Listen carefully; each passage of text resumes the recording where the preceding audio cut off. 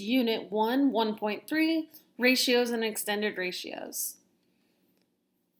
So we are looking at now triangle similarity. So even though we've done these 3 lessons, they've all been practice that we've touched on before in previous years. Now as we start moving into the extended ratios, proportions, similar polygons before our quiz, this is going to move into more newer material. So again, if you have any questions, you can always pause the video, email me, and we can make sure that we are addressing those as you come across them. So today, we're going to be looking at simplifying ratios. We're going to use ratios to find the measure of missing angles or sides of a triangle. So we're going to review some triangle ideas. And then we're also going to use extended ratios to find the measure of missing angles or sides of a triangle. So we have kind of these 2 ideas of ratios and extended ratios that we're starting out with. So on first part, we're looking at a ratio. Oh, sorry. This is what is a ratio. It is a comparison of 2 quantities. And there are 3 different ways that we can represent a ratio. We typically use the fraction A compared to B. We can also say A colon B. This is another way that's pretty common. Or we could just write it out, A compared to B. Ratios, we need to remember, can be simplified. So if I had, I have 10 students for every 2 desks. Well, that doesn't make sense. Maybe I have 2 students for, it's okay. I can still simplify this, is what my idea was here. That I can take 10 divided by 2 and simplify this ratio, that really that's a 5 student per desk idea. So if I have 10 students at 2 desks, I could simplify that to 5 students for every 1 desk. Okay, if I had that the other way, I have 2 students for 10 desks, I could simplify that to 1 desk for every 5 students. And again, my example right out of my head was not that great, but the idea of simplifying the ratio, we can use that to apply to find other quantities or compare larger groups. So maybe I could say, well, what if I had 30 students? Now what would that be? Okay, so I multiplied that by 3. Now I should have 6 tables here. Again, all going back to this simplified version that it's still 5 students every 1 desk. So let's start out looking at an example, just setting up the ratios and simplifying them.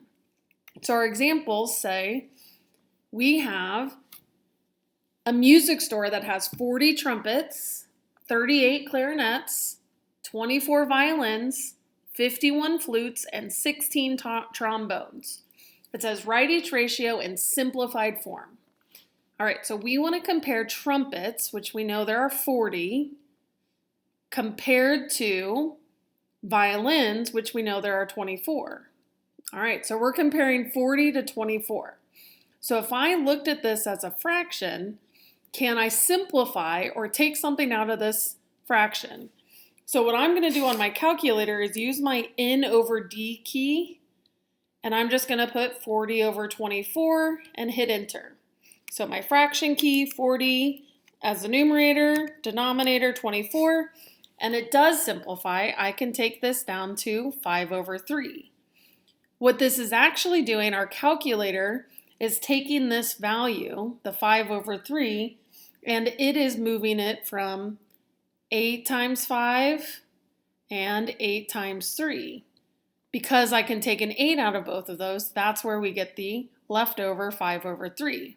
This is the simplified form comparing trumpets to violins. They're in a 5 to 3 ratio. On number 2, if we want to compare flutes, which we know are 51, to clarinets, which we have 38 of, comparing flutes to clarinets, we can compare them as a fraction as well. 51 to 38. So if I use my fraction button and do 51 to 38 and hit enter, that's as simplified as we can get. Meaning there's nothing that 51 and 38 have in common that I can take out of both the numerator and the denominator. So the comparison here is still 51 to 38. On number 3, we're comparing trombones, which I have 16 of. Apparently, I'm the owner of the music store now, compared to trumpets, which are 40. So we're comparing 16 to 40. So if I take this out of 16 to 40, they're both even, so I know this does simplify at least by 2. And in fact, this went further. I put it in my calculator using this method, and I get 2 to 5. So for every 2 trombones, there's 5 trumpets. And the last one here, we have violins to total instruments. So violins, we know we have 24, and if I want to compare it to total instruments, I need to add up the 40 plus the 38 plus the 24 plus the 51 plus the 16. So I'm going to do that. 40 plus 38 plus 24 plus 51 plus 16, and there are 169 total instruments. To simplify that, I'm going to write it out using my fraction and see if there's anything that will come out of both 24 and 169. And when I do that, I got a little ahead of myself. That was as simplified as we can get. So there's nothing that divides evenly out of 24 and 169. I've written each ratio and I've simplified them. That's what's in my boxed answers. I could go back if I wanted to and say, on this one that simplifies, I could say this is 5, 2, 3. I could bring in the words again. This is 5 trumpets to 3 violins. But each one that I have boxed would be a correct ratio in simplified form. The next part is an extended ratio. So an extended ratio is still a comparison, but now we're going to look at 3 or more quantities. And typically, these are only written as one way. So if I wanted to compare A to B, and to C, and to D, ... Now I can extend this ratio to mean now I'm comparing 3 or 4 or 5 objects and their quantities together. So how we apply them would look something like this. And so if it says we want to use the extended ratios for angle and side measures, okay, it says the ratio of 2 complementary angles is 3 to 7. Okay, so this isn't extended yet because right now we're only using 2. But what I want us to review here are a couple vocabulary terms. One is complementary and the other from number 2 is supplementary. So this is from integrated 1. So we want to recall these 2 terms. Complementary angles are 2 angles that form a right angle. So this would be like angle 1 and angle 2, and we would say angle 1 plus angle 2 equals 90. So complementary means 2 angles that add to 90. Supplementary is another 2 angles, but instead of a 90-degree right angle, this is going to be supplementary is that entire 180.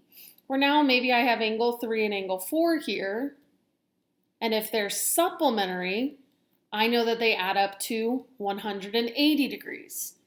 And while we're kind of on the sum of these, we're looking at the angles in a triangle as well.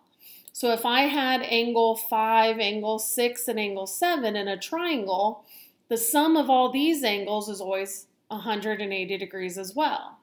Angle 5 plus angle 6 plus angle 7 equals 180 degrees.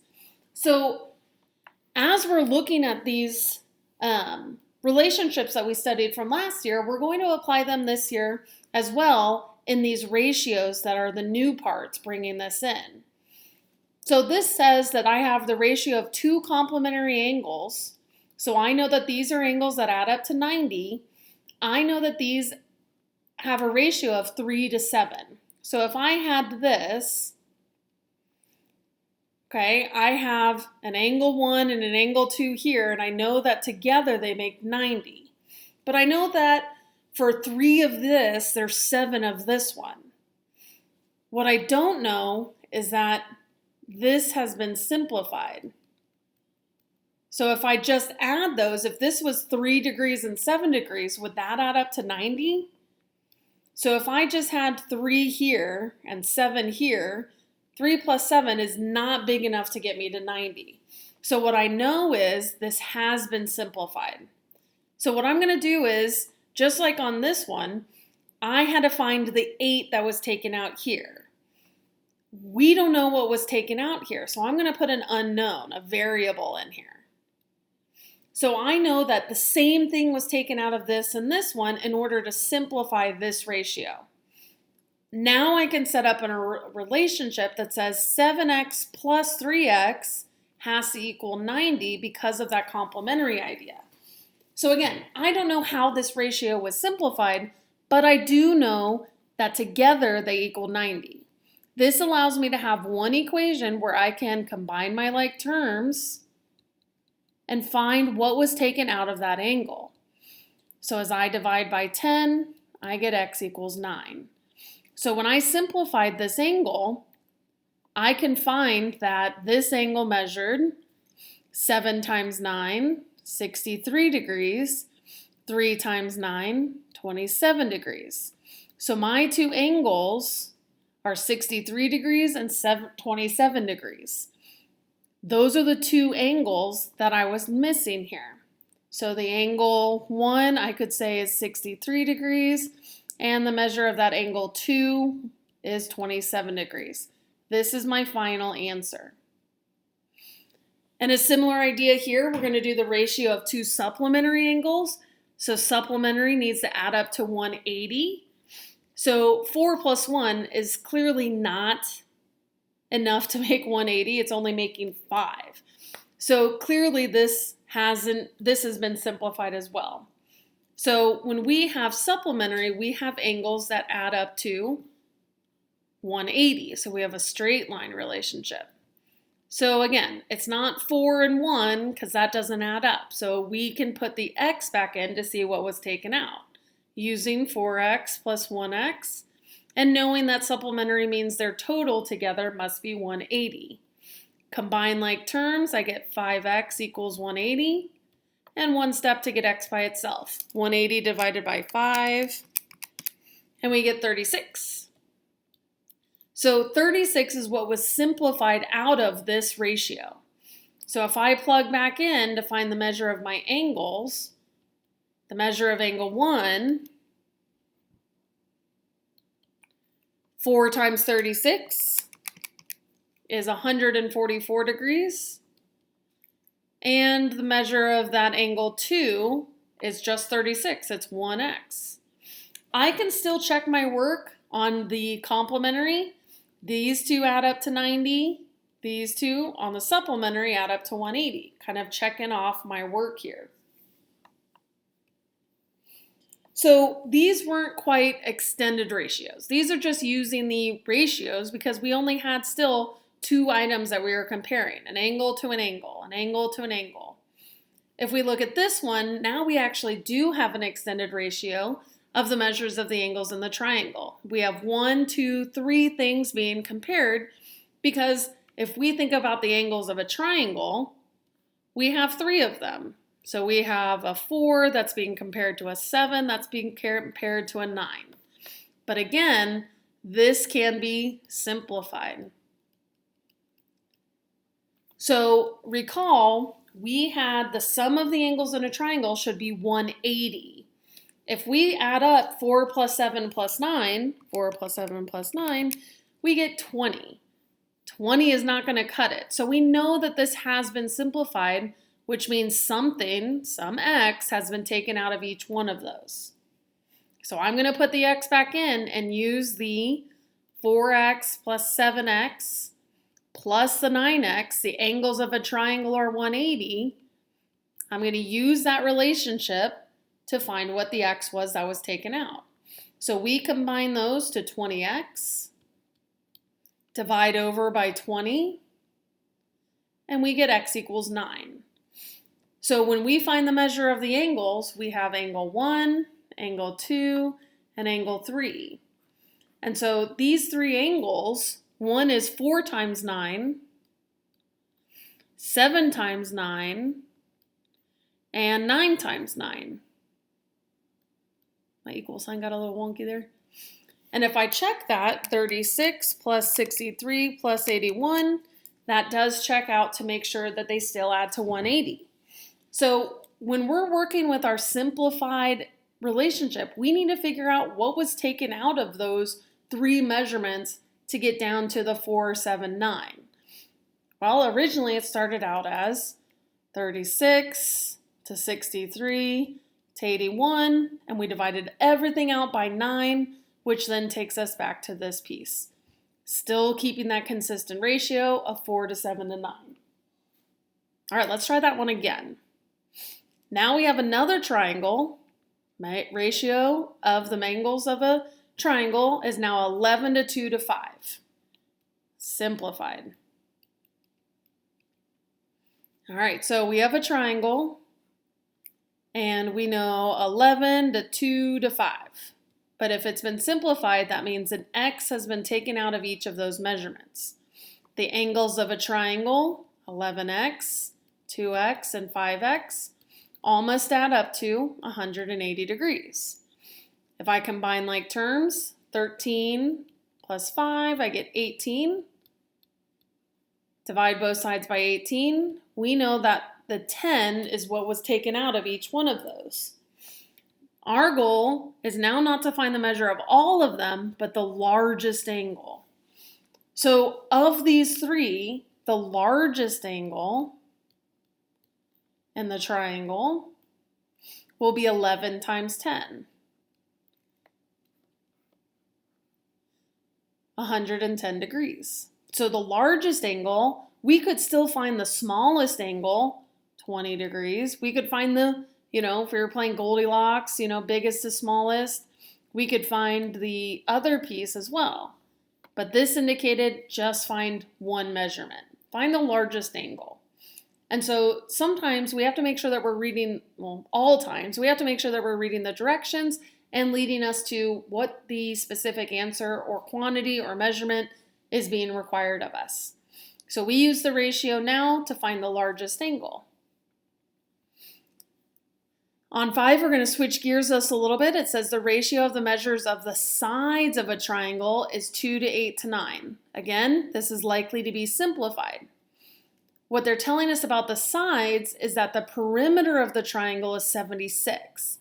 So now instead of talking about the angles, which are always 180, now we have some relationship on the sides of the angles, or of the triangles. So now I know that I have 2, 8, and 9, which again, doesn't add up to the 76 that we were promised for the perimeter of all of these sides added up together. I can find what was taken out by using that extended ratio to see that all of these sides should add up to 76, but we need to figure out the x that was taken out to simplify this original ratio. If I add and combine my like terms, I have 10 plus 9. So I get 19x equals 76. Divide both sides by 19. And I know that the 4 is what was taken out. So instead of 9, 2, and 8, which was not big enough to make 76 all the way around using the simplified ratio, 4 was taken out. So now 9 times 4 is, this is 36. 2 times 4, this is 8. 8 times 4, this is 32. So I can find the lengths of each side, but now I have one is 36 inches, one is 8 inches, and the last one is 32 inches. Here are the side lengths of that triangle. And if I check on my calculator, 36 plus 8 plus 32, these should add up to 76, which is the perimeter that we wanted for that triangle. So if I walked around this triangle, I'd go 36, 8, plus 30. There's my 76 around the whole triangle. Very similar idea to what we did on our previous two, except for this angles, we always know the sum is 180. When we look at sides, we have to have a perimeter in order to do it. Let's check number 6. All right, so number 6 says the ratio of the measures of the sides of a triangle are 10, 15 to 6. Okay, so now we're still looking at the sides. So we have 10, 15, and 6. And notice that my triangles are really a sketch, not drawn to scale, just kind of giving me a visual quickly. We have the perimeter is 217. So total, this should be 217. Just like we did before, I'm guessing our extended ratio has been simplified because 10 plus 15 plus 6 is only 31. It's not enough to get us all the way around to the 217. So this has been simplified. Put your x back in to find what was taken out of that ratio.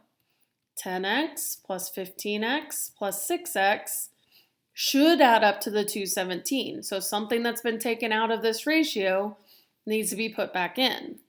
Combine your like terms, we get 31x equals 217. My 17 looks kind of weird there, so I'm going to retry there. And divide both sides by 31. So if I take 217 divided by 31, I get 7. So originally, the sides here were 10 times 7, 7 times 15, and the last one 6 times 7, which is 42. So if we're looking at these three lengths, this is what would originally add up to that 217, and we took a 7 out of each one of those to simplify the ratio. So our goal here, it says if the measures of the perimeter are 217, which now we have, find the length of the shortest side. So if we just look for the shortest side, okay, we're going to look at the 42 meters in this case. This would be our final answer. We've answered the question using that extended ratio. All right, so we've completed our next section. Email me if you have any questions, and have a good day.